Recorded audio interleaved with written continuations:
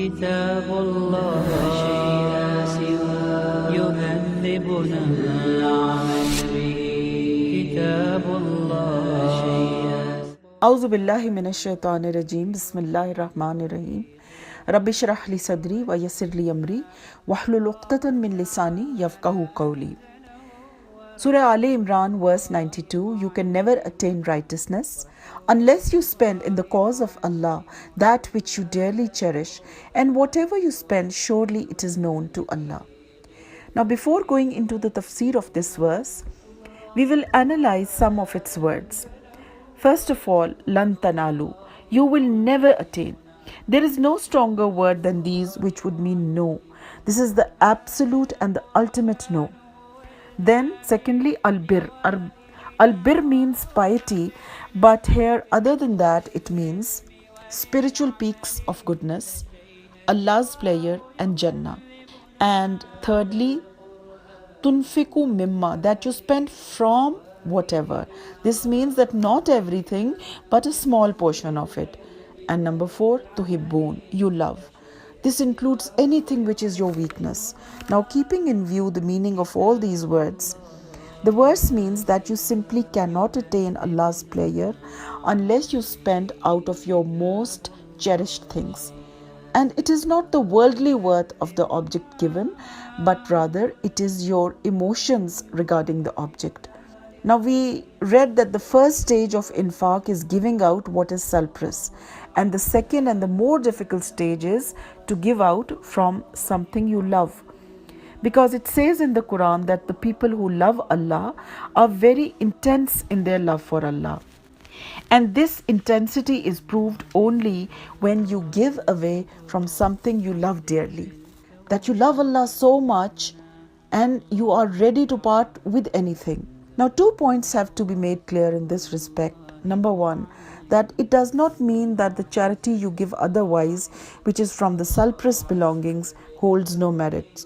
No, they too have their own merit. And secondly, that this does not mean that you have to give away all of it. It means some out of it. And then we see that love and weakness varies from individual to individual. What is my weakness may not be yours, and what is yours may not be mine.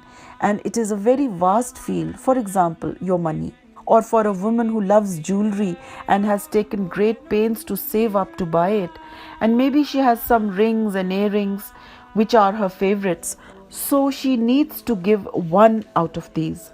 And if someone is fond of nice clothes, there's a suit which is your favorite. So this suit you need to give away. Or your time. You love to spend it the way you like, but taking out time from it for Allah. Or maybe for someone it may be your sleep. You love to sleep late in the morning, but you have to sacrifice some of it and take out time for Allah. For some it may be your jobs or a business. You leave it for a while for Allah's sake. Then our worst weakness are children. How can we give them in Allah's way?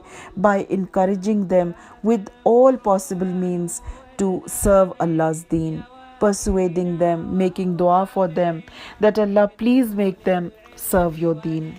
And the end of the verse says, and whatever you spend, surely it is known to Allah. Meaning that the instant reward of this kind of spending is that Allah knows it. He knows how much it has hurt you to give it away, and He will reward it accordingly.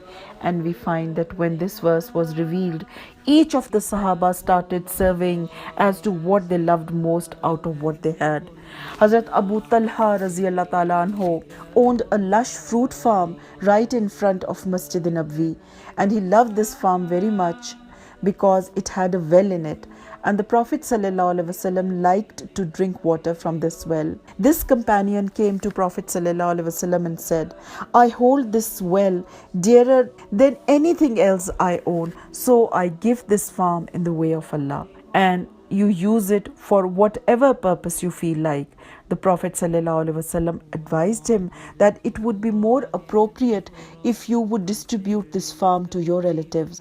And this shows that charity is not just restricted to the needy and the poor, but it is equally rewarding if you give it to your own family and relatives. And then we see that Hazrat Zaid bin Harisa came with the horse and said that he loved it more than anything he owned. The Prophet ﷺ, after taking it from him, gave it to his son Hazrat Usman Raziyallahu Ta'ala Anhu, and Hazrat Zaid Raziyallahu Ta'ala Anhu was a bit disappointed when he saw that the color of his face changed because of that. He thought that the charity has come back home, but the Prophet ﷺ reassured him that his charity has been accepted. This shows that sometimes we give in Allah's way and we get back on the spot what we gave or equivalent to what we gave. Then we see that Hazrat Umar Raziyallahu Ta'ala Anhu gave his favorite land in Khaybar, but the Prophet ﷺ advised him that you keep the land and give away its